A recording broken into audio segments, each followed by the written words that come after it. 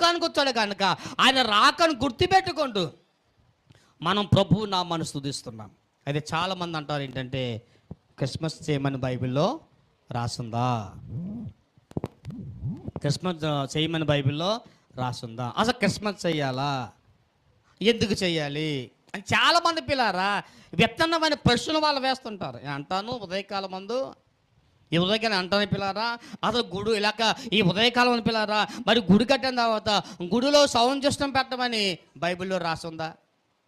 చెప్పండి, సమాధానం చెప్పండి, చెప్పాలి.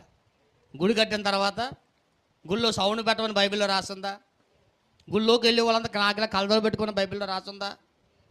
ఏమండి, నేను మోటార్ సైకిల్ మీద తిరగమని బైబిల్లో రాసుందా? ఈ రకంగా ప్రశ్నించుకుని పిల్లారా చాలా వస్తాయి ఈ లోకంలో పిల్లారా. అసలు మొబైల్ వాడమని అసలు బైబిల్లో రాసుందటండే, చెప్పరేటి రాజు? సెల్ వాడమని మొబైల్లో రాసుందా? నేను ఇంటి తిరుగుతున్నాను, సెల్ అమ్ముదామని అడవ కొట్టలేదు. అది స్తోత్రం, నాకేం డబ్బులు అవసరం, నాకు స్తోత్రం చేయలేదాం. హల్లెలూయా, హల్లెలూయా, హల్లెలూయా. అసలు సెల్ వాడమని బైబిల్లో రాసుందా? అసలు వాచి పెట్టుకోమని బైబిల్లో రాసుందా?